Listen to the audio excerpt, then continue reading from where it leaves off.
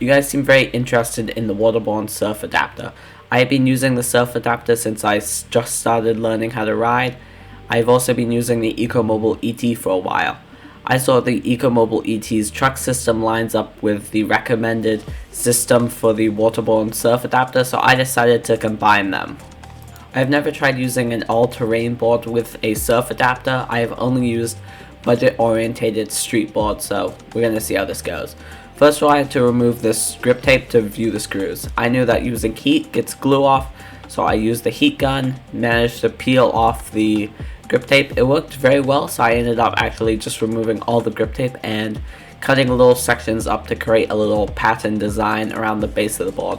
Here you can see how well it works. You can just pull it up and peel it off. It's really effective, and if you need to remove grip tape, this is how I recommend it. You can also use a hairdryer if you do not have a heat gun, just you will need to heat it up for longer. To start the build, you're going to want to remove the truck system of your board. It's pretty easy, just unscrew those bolts there, take it apart, and you should be ready to mount then the Waterborne surf adapter base plate. If you want a deeper tutorial on this, please comment.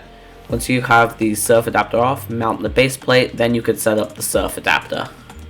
This entire process is very easy, and I think most people will be able to do this successfully and with ease. It only takes about 30 minutes to set up the surf adapter and about another 30 minutes to do the rail adapter. The rail adapter is also pretty easy. I would just recommend taking everything apart before setting it up. It makes everything a lot easier and smoother, and you don't have to screw things in such a small space.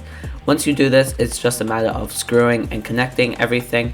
There are a ton of good tutorials by Waterborne if you want to know how to set everything up once you've taken it apart. But I would definitely recommend this to anybody who's new to DIY, since it is a good bridge through into learning about your board.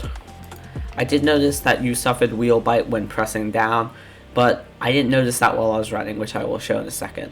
I've only used this on budget boards, like I said, like the Era 2 and my original Meepo Mini 2, and those don't suffer from wheel bite. So here is me riding my setup with the Ecomoble ET Waterborne surf adapter with the fin adapter on the mega carve setting, so that is the -5% degree compared to stock. Sorry, I do not have a selfie stick view because my selfie stick just broke. If you have one spare, you can go donate it to me.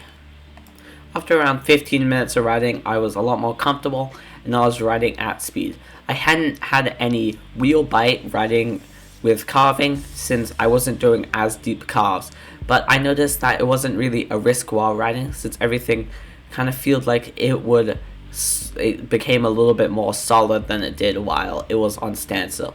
But sometimes when I was pushing off my board and just jumping on, it would catch a little wheel bite. I feel like it could be an issue during really tight turns in small areas at low speed.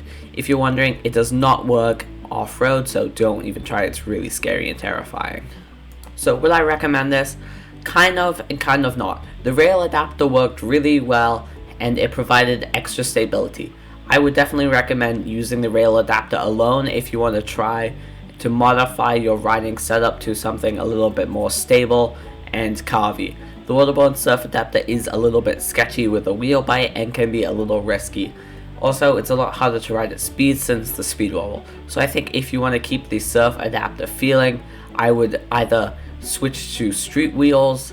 If you're using a belt board, I could not do that since I'm using a planetary gear drive board like the Ecomoble ET, but on the X-Way Atlas I'm riding right now, you would easily be able to use that setup in street wheels, which would work really well since they won't suffer wheel bite, and you also will be able to get extra grip. Thanks for watching, and make sure you subscribe. See you next time.